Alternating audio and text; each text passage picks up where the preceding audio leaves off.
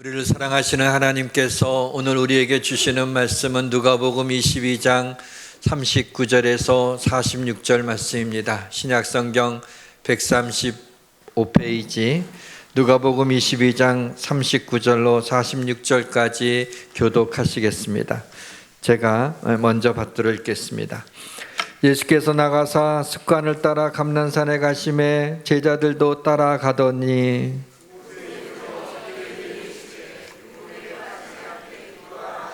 그들을 떠나 돌 던질 만큼 가서 무릎을 꿇고 기도하여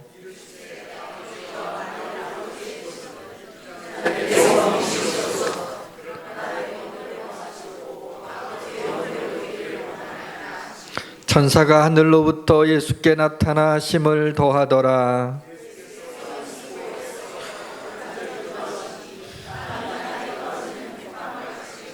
기도 후에 일어나 제자들에게 가서 슬픔으로 인하여 잠든 것을 보시고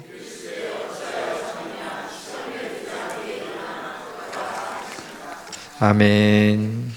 나를 기억하소서라고 하는 한 3분 정도 되는 짧은 영상을 좀 보고 오늘 말씀으로 들어가도록 하겠습니다.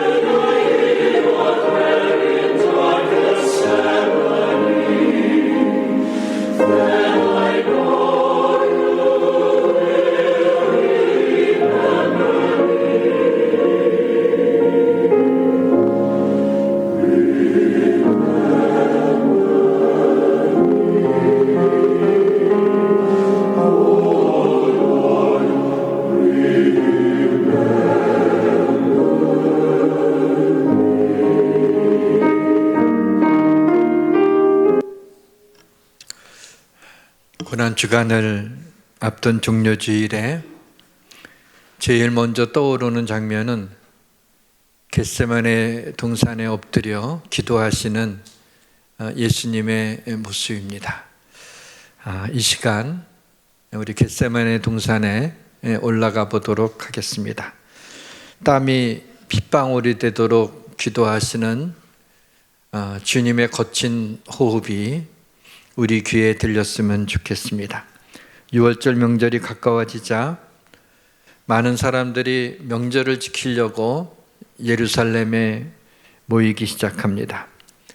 예수님은 어린 나귀를 타고 예루살렘에 입성하시자 사람들이 종려나무 가지를 흔들면서 호산나 찬송하리로다. 주의 이름으로 오시는 이여 곧 이스라엘의 왕이시라. 오늘을 종려주일이라고 부르는 이유가 예수님이 예루살렘에 입성하실 때 사람들이 종려나무 가지를 흔들면서 예수님을 찬양했기 때문입니다. 대제사장과 서기관들은 예수를 무슨 방도로 죽일까 궁리합니다. 이때 가룟사람 유다의 마음에 사탄이 들어가 예수를 팔려고 하는 마음을 먹게 되었습니다. 예수님은 제자들과 함께 마가의 다락방에서 성찬 예식을 합니다.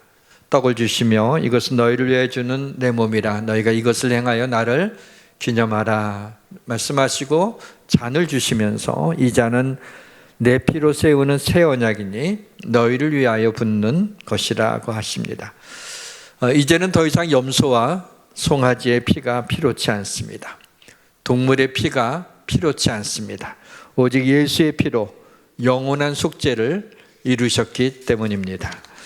예수님은 가룟 유다에게 떡 한 조각을 적셔서 주시면서 내가 하는 일을 속히 하라고 말씀하십니다. 얼굴이 붉어진 가룟 유다가 밖으로 나갑니다. 가룟 유다는 예수님이 기도하시는 습관을 쫓아 이제 겟세마네 동산으로 올라가실 것을 알고 있었습니다. 가룟 유다가 알고 있다는 것을 예수님도 아셨지만 개의치 않으셨습니다. 성만찬 예식을 마치고 제자들과 함께 감난산으로 가기 위해서는 기드론 골짜기를 지나가야 되는데 기드론 골짜기를 지나가면서 찬미하며 감난산으로 향합니다. 이에 그들이 찬미하며 감난산으로 가니라. 몇 시간 뒤에 십자가에 달리실 텐데 어떻게 찬미하며 노래하며 하나님을 찬양하며 골짜기를 지나갈 수 있었을까요? 절기 때마다 부르는 시편이 있습니다. 그것을 할렐이라고 하는데 6월절 절기에 부르는 찬양은 시편 113편에서 118편까지의 그 시편이 6월절 날 부르는 성전에서 시편이 노래거든요. 그걸 부르는 찬양입니다. 예수님과 제자들은 6월절 절기에 부르는 아마 시편 113편에서 118편 사이에 있는 어떤 시편 하나를 부르면서 기드론 골짜기를 지나가셨던 것 같습니다. 새삼 예수님과 제자들이 6월절 찬양 중에 어떤 찬양을 불렀을까라는 것이 좀 궁금하지만 알 길은 없는 것이고 그래서 113편부터 118편까지 쭉 읽어보았습니다. 시편 118편을 보니 마치 예언처럼 겟세마네 동산에서 일어날 일, 그리고 십자가에 달리실 일, 그리고 죽으셨다가 다시 살아나실 일들이 기록되어 있는 것을 보게 되었습니다. 내가 고통 중에 여호와께 부르짖었더니 예수님은 겟세마네 동산에서 고통 중에 여호와께 부르짖었습니다. 예수님이 얼마나 고통스러워하시며 기도하셨는지 마태복음의 기사가 이렇게 기록하고 있습니다. 베드로와 세베대의 두 아들을 데려가시되 고민하고 슬퍼하사 이에 말씀하실 때 내 마음이 매우 고민하여 죽게 되었으니 너희는 여기 머물러 나와 함께 깨어 있으라 하십니다. 또 그들이 벌들처럼 나를 에워쌌으니 원수들이 벌떼들처럼 예수님을 에워싸고 예수님을 십자가에 못 박았습니다. 내가 죽지 않고 살아서 여호와께서 하시는 일을 선포하리로다. 예수님은 십자가에 죽으셨지만 사흘 만에 다시 살아나셨던 것을 봅니다. 시편 118편을 읽는 중에 저에게 인상적이었던 말씀은 6절입니다. 여호와는 내 편이시라 내가 두려워하지 아니하리니 사람이 내게 어찌하리요. 여호와는 내 편이십니다. 여호와는 내 편이십니다. 사람이 나를 어찌할 수 없습니다. 어떠한 환경도 나를 어찌할 수 없습니다. 여호와 하나님이 내 편이 되어주셔서 나를 위하여 싸워 주실 것이기 때문입니다. 여호와 하나님이 내 편이 되어주셔서 나를 도와주실 것이기 때문입니다.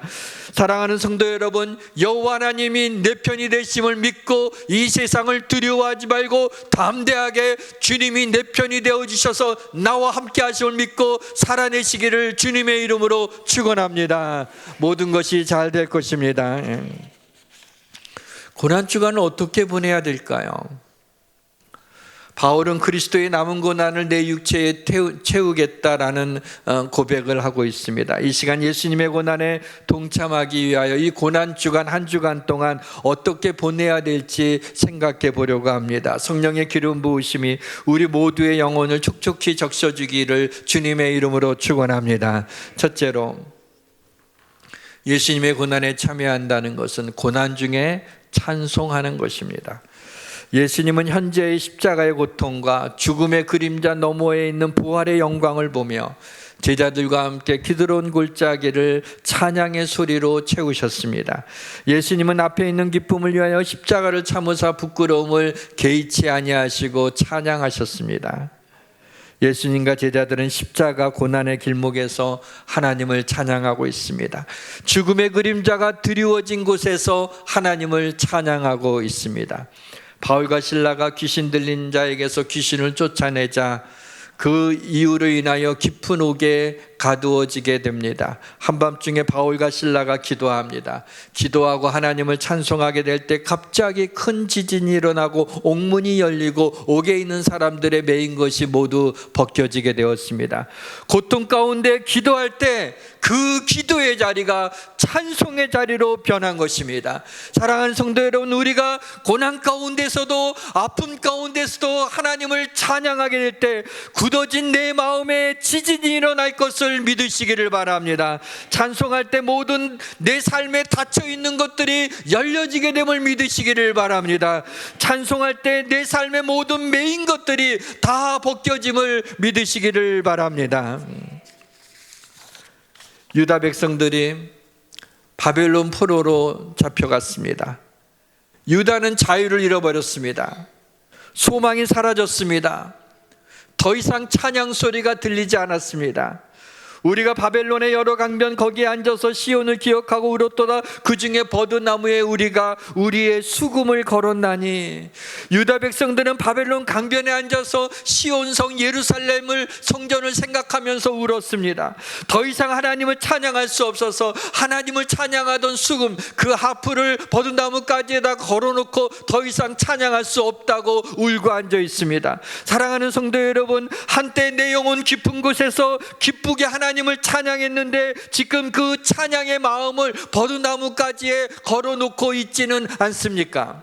버드나무가지에 걸어놓았던 수금을 다시 찾아와서 하나님을 찬양하시기를 바랍니다. 원수가 여러분의 찬양을 훔쳐가지 못하게 하시기를 바랍니다.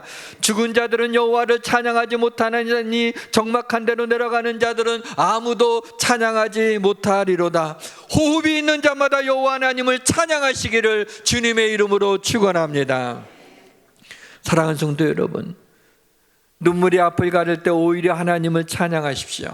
하나님께서 모든 눈물에서 흐르는 그 눈물들을 다 닦아 주실 것입니다. 어떻게 해야 좋을지 모를 때 염려하지 말고 오히려 하나님을 찬양하십시오. 하나님께서 우리의 앞길을 가장 좋은 길로 인도해 주실 것입니다. 두려울 때 두려워하지 마시고 오히려 하나님을 찬양하십시오. 하나님께서 마음의 평안과 담대함과 기쁨이 솟아나게 하는 기적을 베풀어 주실 것입니다. 인생 최악의 날에 괴로워하거나 낙심하지 마시고 오히려 하나님을 찬양하십시오. 하나님께서 괴로움을 은혜로 지우시고 낙심을 소망으로 바꾸시는 하나님의 능력을 경험하게 될 것입니다. 예수님이 사망을 삼키고 이기셨습니다. 예수님이 우리를 위하여 죽음을 이기시고 다시 살아나셨습니다. 우리를 위하여 죽으시고 부활하신 예수님의 은혜로 우리도 이 땅에서 당하는 고통을 이길 수 있습니다. 암을 이길 수 있습니다. 죄의 습관을 이길 수 있습니다. 사망 권세를 이길 수 있음을 믿으시기를 주님의 이름으로 축원합니다. 둘째로, 예수님의 고난에 참여한다는 것은 겟세마네 동산에 올라가서 하나님의 뜻을 구하는 것입니다. 예루살렘은 가장 큰 명절인 유월절 축제로 분주하고 사람들의 웃음소리가 그치지 않았습니다. 한편 성만찬 예식을 마치고 거의 자정이 다 되었을 때 짙은 어둠 속에서 예수님은 평소에 기도하러 자주 가시던 감난산에 제자들과 함께 올라가십니다. 예수님은 십자가에 달리실 그 시간이 가까이 왔음을 아셨습니다. 감난산에는 기름을 짜는 틀이라는 뜻을 가진 겟세마네라는 작은 동산이 있었는데 예수님이 그곳으로 가서 제자들에게 내가 저기 가서 기도할 동안에 너희는 여기 앉아 있으라고 하십니다. 제자들에게 주님이 고통스러워하며 기도하시는 모습을 보이고 싶지 않으셨는지 모르겠습니다. 베드로와 야고보와 요한, 특별히 3명의 제자를 데리고 조금 더 올라가서 3사람한테 부탁을 합니다. 내 마음이 매우 고민하여 죽게 되었으니 너희는 여기 머물러 나와 함께 깨어 있으라. 그리고 유혹에 빠지지 않게 기도하라고 그렇게 명하시고 그들을 떠나 돌 던질 만큼의 거리에 가셔서 무릎을 꿇고 기도하십니다. 아버지요, 만일 아버지의 뜻이었던 이 잔을 내게서 옮기시옵소서. 그러나 내 원대로 마시옵고 아버지의 원대로 되기를 원하나이다. 예수님이 힘쓰고 애써 더욱 간절히 기도하니 땀이 땅에 떨어지는 핏방울같이 되었습니다. 기도한 후에 일어나 제자들이 피곤한 것을 품으로 잠든 것을 보시고 이르시되 어찌하여 다느냐, 시험에 들지 않게 일어나 기도하라. 마음은 원이로되 육신이 약하도다 하시고 다시 기도하러 가시고 또 돌아와 보니까 또 잠들어 있는 걸 보고 이제는 자고 쉬라, 그만 되었다. 때가 왔도다. 보라, 인자가 죄인의 손에 팔리느니라. 일어나라, 함께 가자. 보라, 나를 파는 자가 가까이 왔느니라. 예수님은 겟세마네 동산에서 기도하실 때 하나님의 뜻을 구했습니다. 사랑하는 성도 여러분, 내 뜻대로 살아가는 인생과 하나님의 뜻 안에서 살아가는 인생 중에 어떤 길이 더 복된 길일까요?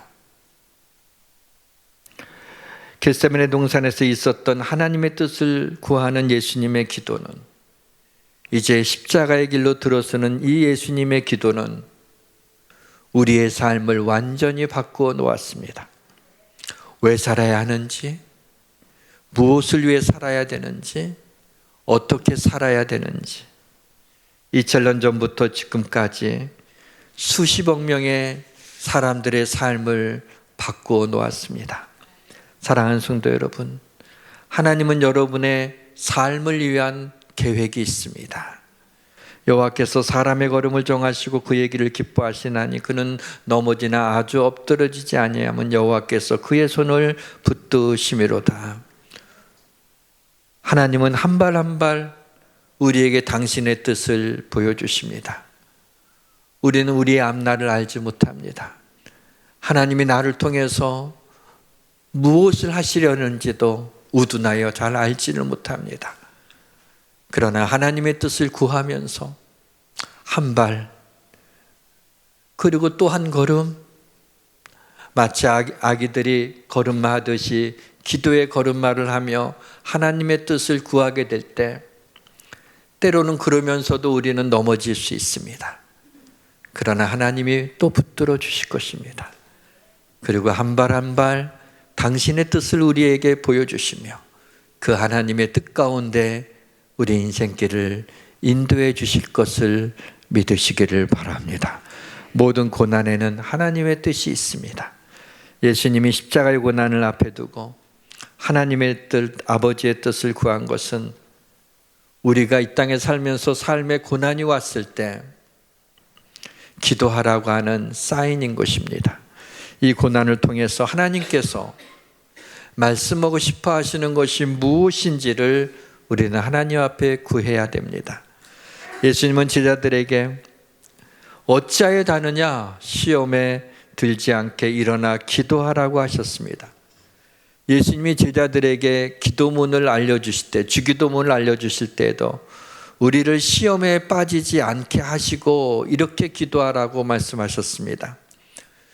그런데 우리는 꼭 시험에 든 다음에 기도하고 있습니다.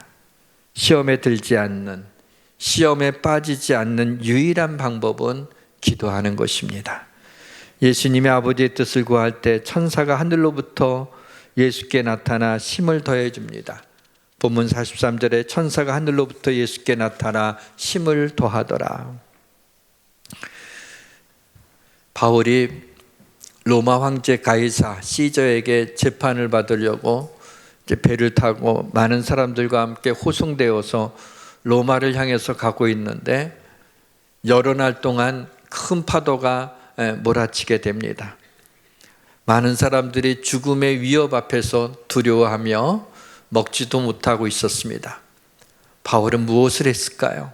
하나님께 기도하지 않았을까요? 바울이 기도하고 응답을 받습니다. 그래서 일어났습니다. 풍랑 소리가 거세지만은 풍랑 속에서 배 안에 있는 사람들에게 외칩니다. 내가 속한 바 나의 섬기는 하나님의 사자가 어젯밤에 내 곁에 서서 말하되 바울아 두려워하지 말라. 내가 가이사 앞에 서야 하겠고 또 하나님께서 너와 함께 항의하는 자들을 다 내게 주셨다. 이런 음성을 들었습니다. 그러니 두려워하지 마십시오 라고 외치고 있습니다. 기도할 때 하나님의 사자 천사가 나타나서 그렇게 바울에게 어젯밤에 말씀해 주신 것을 보게 됩니다. 베드로가 옥에 갇혔을 때였습니다. 교회가 그를 위하여 간절히 기도하기 시작합니다. 이제 다음 날이면 베드로는 나와서 야고보를 죽였던 헤롯 왕이 이번에는 베드로를 죽여서 백성들의 마음을 즐겁게 하려고 합니다. 그래서 밤새도록 기도를 합니다. 그럴 때 호련히 주의 사자가 나타나며 옥중에 광채가 빛나며 베드로의 옆구리를 쳐 깨워 이르되 급히 일어나라 하니 쇠사슬이 그 손에서 벗어지더라. 베드로는 그 다음날 아침에 자기가 죽게 될 것을 알면서도 얼마나 깊이 잠을 잤는지 천사가 옆구리를 툭툭 쳐야지 일어날 정도였습니다. 베드로는 이제 자기가 내일 아침에 자신이 생명을 잃어버리더라도 천국에 간다는 확신이 있었기 때문에 오히려 설레는 마음으로 잠을 잤던 것 같습니다. 바로 온 교회가 기도하게 될 때 주의 사자가 나타났습니다. 천사가 나타나서 베드로를 구해주는 장면을 봅니다. 다니엘이 사자굴에 던져졌습니다. 그러나 이튿날에 다니엘이 살아있습니다. 그래서 왕이 다니엘이 죽었음을 알고 와서 슬퍼하려고 왔는데 다니엘이 살아있는 거예요. 그리고 왕에게 이렇게 외칩니다. 나의 하나님이 이미 그의 천사를 보내어 사자들의 입을 봉하셨으므로 사자들이 나를 상해하지 못하였습니다 라고 그렇게 외치고 있습니다. 바로 사자굴에서도 천사가 나타나 사자의 입을 봉하신 것입니다. 사랑하는 성도 여러분, 우리가 이 땅에 살아가면서 하나님 앞에 기도만 할 수 있다면, 하나님 앞에 간절히 무릎만 꿇을 수 있다면 하나님의 사자가, 천사가 언제나 나타나셔서 여러분들을 지켜주시고 여러분들을 도와주시고 여러분들과 함께 하심을 믿으시기를 바랍니다. 그러나 기도하지 않으면 하나님의 사자 천사도 일하지 않습니다. 그러나 기도하면 하나님의 천사, 하나님의 사자들은 하나님의 뜻을 알 수 있도록 우리를 도우시고 우리에게 힘을 주실 것을 믿으시기를 바랍니다. 예수님이 고민과 슬픔을 안고 올라간 겟세마네 동산에서 기도하신 후에 아버지의 뜻을 알고 나서 겟세마네 동산에 내려오면서 제자들한테 이런 말씀을 하시죠. 이제는 자고 쉬라고, 그리고 이제 일어나 함께 가자고 그렇게 말씀하십니다. 우리에게도 겟세마네 동산이 필요합니다. 고민과 슬픔이 있을 때 우리는 겟세마네 동산에 올라가야 됩니다. 거기서 하나님의 뜻을 구하시길 바랍니다. 그러면 겟세마네 동산에서 내려오실 때는 응답과 사명과 평안을 가지고 내려올 수 있음을 믿으시기를 주님의 이름으로 축원합니다. 셋째로, 예수님의 고난에 참여한다는 것은 예수님이 겟세마네 동산에서 고민과 슬픔 가운데 기도하셨는데 그 일을 예수님의 일이 아니라 내 일로 받아들이는 것입니다. 주님의 슬픔이 내 슬픔이요, 주님의 고민이 내 고민이요, 주님의 고통이 내 고통입니다. 내가 슬퍼해야 될 것을 주님이 대신 슬퍼하신 것입니다. 내가 고민해야 할 것을 주님이 대신 고민하신 것입니다. 내가 당해야 될 고통을 주님이 대신 당하신 것입니다. 내가 죄로 인하여 죽어야 될 것을 주님이 나 대신 십자가에 달려 죽으신 것입니다. 예수님이 십자가에서 얼마나 큰 고통을 당하시며 괴로우셨는가라는 연민으로 눈물을 흘리지 말고 내가 당해야 될 이 고통을 주님이 대신 당하신 그 은혜에 대해서 눈물을 흘려야 됩니다. 누가복음 23장 26절에서 28절 말씀을 우리 한번 같이 읽도록 하겠습니다. 그들이 예수를 끌고 갈 때 시몬이라는 구레네 사람이 시골에서 오는 것을 붙들어 그에게 십자가를 지어 예수를 따르게 하더라. 또 백성과 및 그를 위하여 가슴을 치며 슬피 우는 여자의 그 무리가 따라오는지라. 예수께서 돌이켜 그들을 향하여 이르시되 예루살렘의 딸들아 나를 위하여 울지 말고 너희와 너희 자녀를 위하여 울라 그랬습니다. 예수님이 십자가를 지고 올라갈 때 예수님의 그 채찍에 맞은 그 등에 피가 흐르는 걸 보면서 무거운 십자가를 지다가 가면서 쓰러지고 또 쓰러지고 또 쓰러지는 걸 보면서 이제 곧 십자가에 달려 고난받으시고 죽으실 예수님을 생각하며 여인들이 눈물을 흘리면서 주님의 뒤를 따라오니까는 예루살렘의 딸들아 나를 위하여 울지 말고 너희와 너희 자녀를 위하여 울라고. 예수님에 대한 그 연민이 아니라 바로 우리의 죄를 지고 올라가시는 바로 그 십자가의 사건이 바로 우리의 사건이 된다는 것을 주님이 말씀하고 있는 것입니다. 집에서 키우던 강아지가 죽으면 아마 대부분은 눈물을 흘리죠. 여자들은. 근데 나를 위하여 죽으신 주님을 위해서 눈물을 흘려본 적이 언제였습니까? 예수님이 이 땅에 오시기 700년 전에 하나님은 이사야 선지자를 통해서 이렇게 예언하셨습니다. 그는 실로 우리의 질고를 지고 우리의 슬픔을 당하였거늘 우리는 생각하기를 그는 징벌을 받아 하나님께 맞으며 고난을 당한다 하였노라. 그가 찔림은 우리의 허물 때문이요 그가 상함은 우리의 죄악 때문이라. 그가 징계를 받음으로 우리가 평화를 누리고 그가 채찍에 맞음으로 우리가 나음을 얻었도다. 좀 흥미로운 것이 뭐냐면 고난을 당한다 하였노라. 우리는 나음을 받았도다. 예수님이 오시기 전이죠. 그런데 과거형으로 이 십자가 사건을 기록하고 있다는 겁니다. 성경의 독특한 문법 중에 하나는 앞으로 일어날 일이지만 너무나 분명한 일에 대해서는 반드시 이루어질 일에 대해서는 과거 동사를 사용해서 마치 이미 이루어진 것처럼 기록을 하는 것입니다.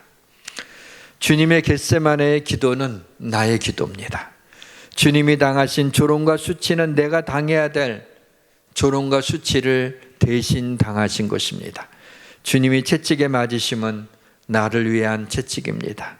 주님의 찔림은 나의 죄와 허물을 용서해 주기 위한 찔림입니다. 사랑하는 성도 여러분, 십자가의 사건을 나의 사건으로 받아들이시기를 주님의 이름으로 축원합니다. 말씀의 문을 닫겠습니다. 예수님이 처음으로 피를 흘리신 것은 십자가에 달리실 때가 아니었습니다. 채찍에 맞으실 때도 아니었습니다. 겟세마네 동산에서였습니다. 본문 44절에 예수께서 힘쓰고 애써 더욱 간절히 기도하시니 땀이 땅에 떨어지는 핏방울같이 되었도다. 에덴 동산에서 하나님이 먹지 말라고 한 선악을 알게 하는 나무의 열매를 따먹은 아담에게 하나님이 내리신 저주입니다. 내가 흙으로 돌아갈 때까지 얼굴에 땀이 흘러야 먹을 것을 먹으리니. 겟세마네 동산에서 예수님이 기도하실 때 흘린 땀이 피가 된 것은 에덴 동산의 저주를 깨트려 버리신 것입니다. 이제 구원을 위해 우리가 땀을 흘릴 필요가 없습니다. 속죄함을 얻기 위해 수많은 동물의 피가 필요하지 않습니다. 염소와 송아지의 피로 하지 아니하고 오직 자기의 피로 영원한 속죄를 이루사 단번에 성소에 들어가셨느니라.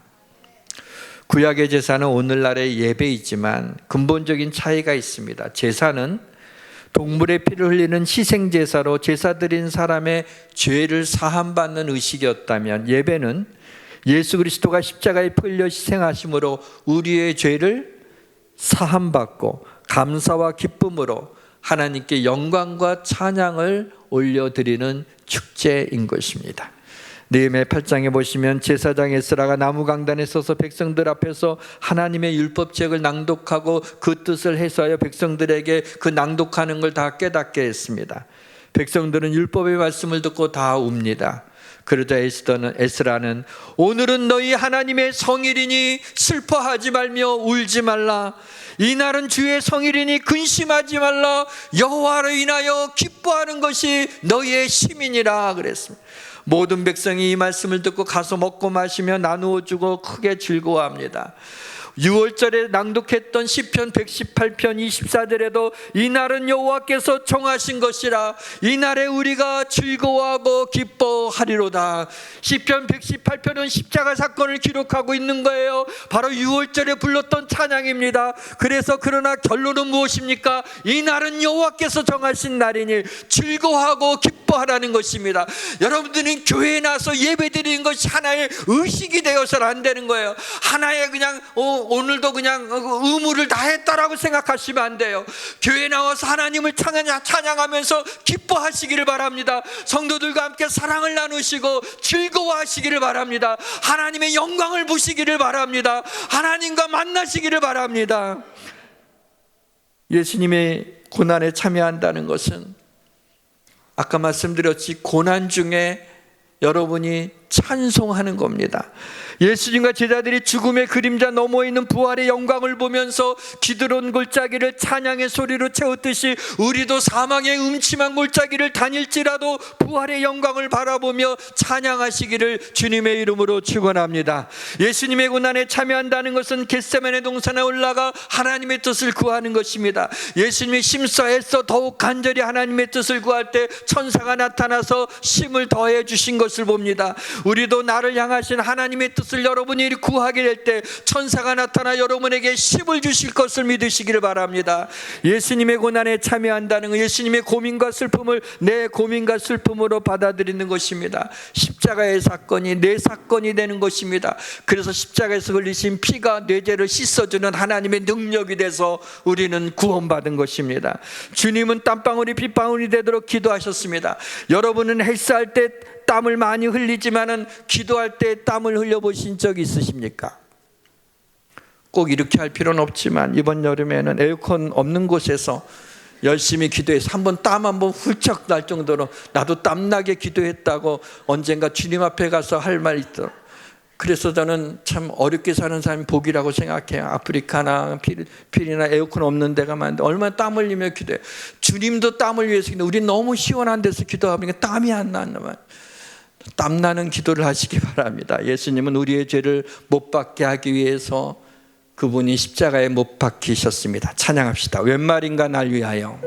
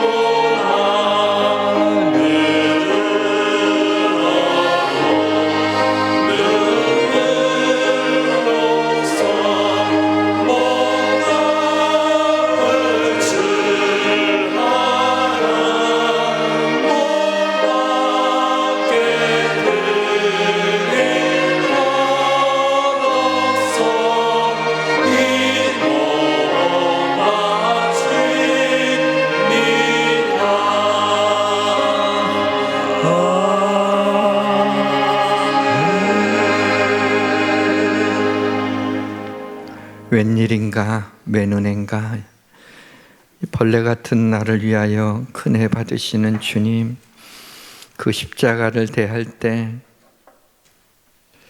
감히 얼굴을 들지 못하고 눈물을 흘리지만 늘 울어도 눈물로서 못 갚을 줄 알라는 이 말씀 찬양을 부르면서 주님의 은혜로 우리의 가슴을 채우기를 원합니다. 하나님, 고난주간 겟세마네 동산에 계신 주님처럼 우리도 그곳에 올라가게 하여 주옵소서. 예수님의 이름으로 기도합니다. 아멘.